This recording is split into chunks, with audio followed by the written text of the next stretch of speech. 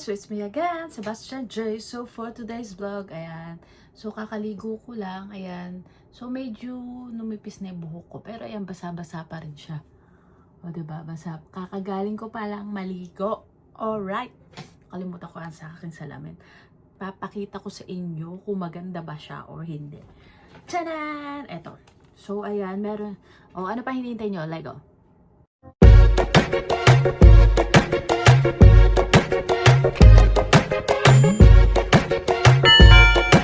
Tara, let's Lego!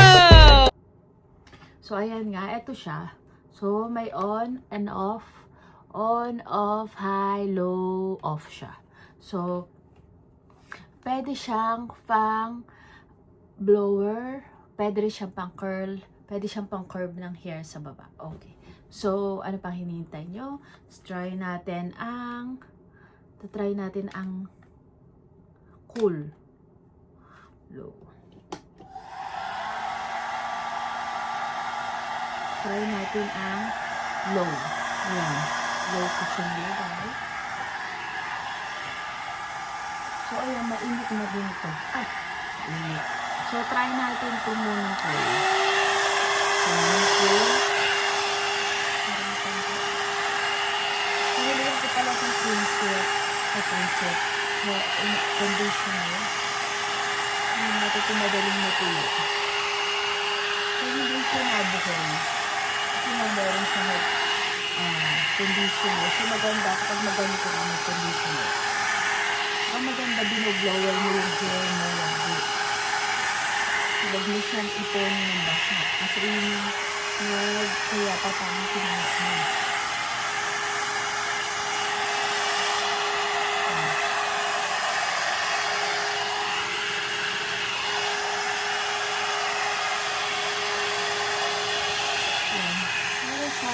Nilagyan ko pala siya ng oil yung hair ko. Yung dito lang. Kasi sa baby hair lang.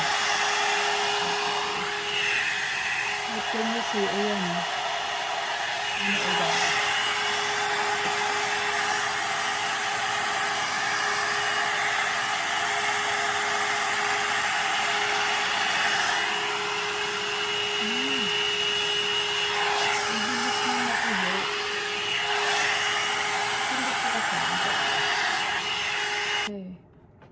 Try naman natin ang low. So, ito pala, nabili ko ito ng $20. 20, 25. So, may inam ito kasi para mabilis na suklay. Tapos, naka-curve na yung end of your hair. End ng hair mo. Ayan, ang hindi siya mahal. Kung gusto mo siya i-curve sa dulo para hindi boring yung hair mo. Kapatagalin mo lang siya dyan.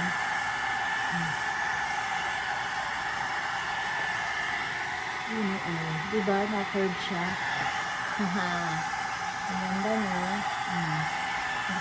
Bumili ka na. Mura lang.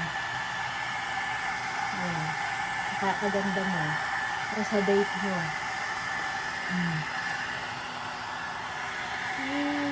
O, diba? Naka-curve ang lala. Ayan natin sa kabila. Suklayin mo lang siya. Pwede mo siya isuklayin muna. Suklayin mo muna siya. Ganyan. Ayan. May nabablower na din kasi siya. Ayan. Gusto mo lahat. Manipis lang yung hair ko. Ayan. Hindi siya mahirap gamitin. Saka maganda itong gamitin kapag malambitin yung buhok mo. Ayan. Ayan o. Naririnig niya, diba?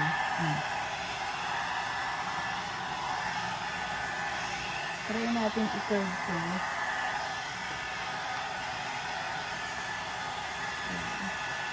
So, dati kasi diba uso yung blower sa mga parlor. Ganyan. Ngayon, uso na ngayon yung comb na mismo yung blower.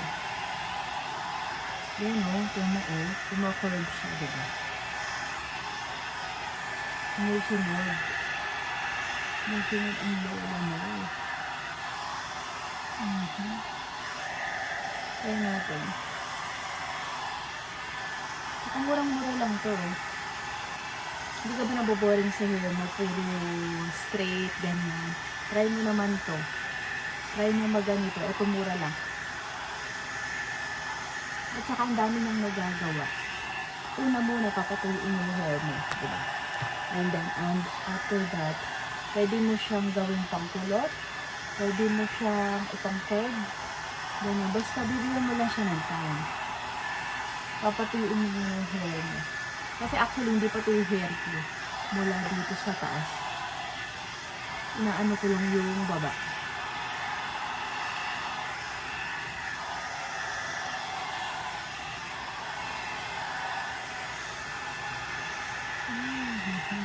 Ay, ano diba ulo?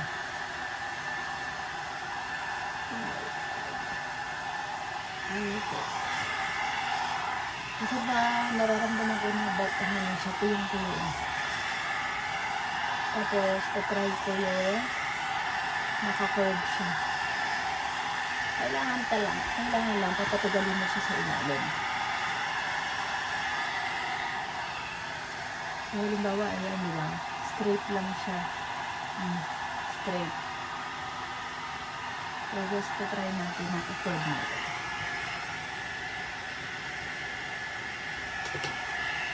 Bigyan natin ng curving sensation natin. Ayan.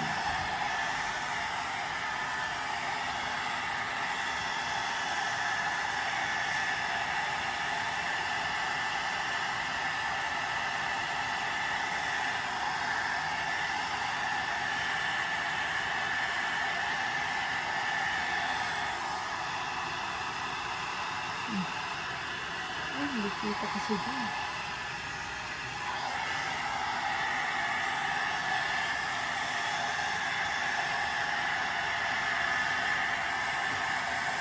One, two, three, 4, 5, 6, 7, 8, 9, 10. So, kailangan bago matulog, maganda ka pa rin.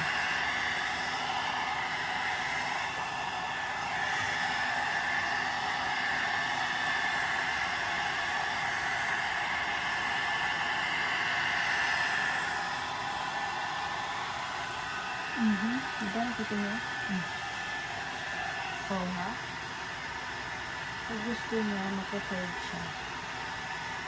Layuan mo natin.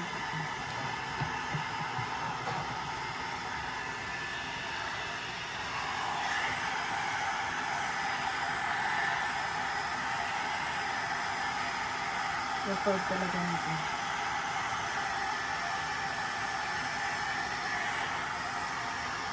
Ganyan ginagawa nila, diba? Tinataasan.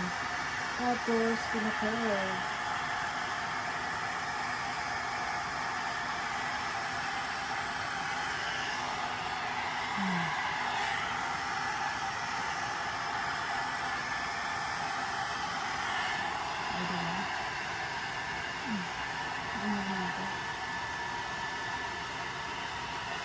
Pero wala naman nangyari. Nakaka-ori. Wait na. Ayan, ano napansin nyo? Ayan, ang ganda niya, diba, sa ilalim. Ako lang hindi. Charot, I like it. Diba? Gusto ko diba, naging ano siya, nagkaroon siya ng curves. Kasi itong buhok ko is boring na talaga siya. Sobrang straight lang. Ito, nagkaroon ng curve. Ano sabi niyo? Okay, hanggang dito na ang ating vlog. Pinakita ko lang sa inyo. Okay, and don't forget to like, share, and subscribe to my channel. Click the notification bell for more upcoming videos. And comment down below if ano experience nyo sa ganito. Bye! Thank you! See you in my next vlog. And don't forget, nothing is impossible with God. Just trust the process.